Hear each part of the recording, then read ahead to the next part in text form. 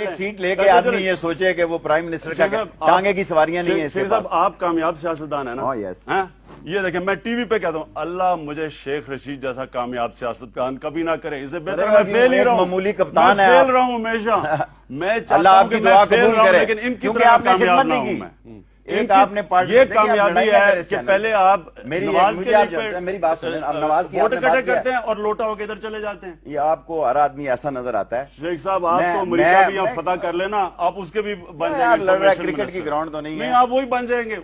بالکل غلط پروپیگنڈا ہے کہ لوگ بھوکے ہو گئے. جس ملک میں مہنگائی نہیں اور سب کچھ رک جائے تو وہ ملک رک جائے گا, نہ کوئی اگائے گا, نہ کوئی انڈسٹری چلائے گا اور نہ کاروبار ہوگا, تو کس طرح ملک چلے گا. یہ عجیب فینومنا شروع کیا ہوا ہے کہ مہنگائی غربت. میں چیلنج کرتا ہوں, آئے جائیں پھریں, میں اپنے صوبے کے بات کرتا ہوں, آئے میرے ساتھ پھریں, مجھے غریب پیدا کر کے دکھا دیں تو پھر میں کہوں گا کہ تم بڑے سچ بول رہے ہو. یہ سارا یہ ڈرامہ ہے, یہ اپوزیشن کا یہ ڈرامہ ہے اور یہ ڈرامہ نہیں چلے گا. السلام علیکم ناظرین, ٹو دی پوائنٹ کے ساتھ میں ہوں منصور علی خان. پروگرام میں آپ کو خوش آمدید کہیں گے.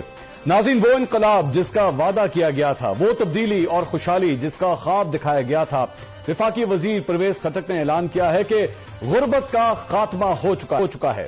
مہنگائی تو صرف اپوزیشن کا پروپیگنڈا ہے.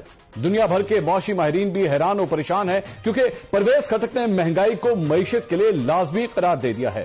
اگر مہنگائی واقعی مسئلہ نہیں, اگر مہنگائی صرف اور صرف اپوزیشن کا ڈرامہ ہے اور عوام کو بڑھتی قیمتوں سے کوئی فرق نہیں پڑتا, تو وزیر خزانہ عبدالحفیظ شیخ کو کیوں گھر بھیجا گیا؟ وزیر خزانہ شوکت ترین وزارت خزانہ ملنے سے پہلے آخر کیوں کہہ رہے تھے کہ معیشت کا بیڑا غرق ہو چکا ہے اور عوام مہنگائی کی چکی میں پس رہی ہے؟ اگر مہنگائی کے نہ ہونے سے ملک کی معیشت رک جائے گی تو پھر حکومت IMF کی تمام شرطیں ماننے سے انکار کیوں کر رہی ہے؟ اگر عوام کو مہنگائی سے کوئی فرق نہیں پڑتا تو وزیر اعظم یہ کیوں کہا کرتے تھے کہ مہنگائی اتنی بڑھ چکی ہے کہ اب ان کا گزارا بھی مشکل ہو چکا ہے؟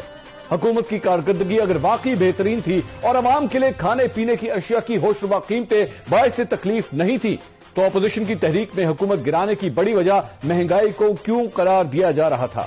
اپوزیشن ہی نہیں, خود حکومتی وزراء اور کارکنان مہنگائی کے بے قابو ہونے کے باعث حکومت مخالف بیانات کیوں دیتے رہے ہیں؟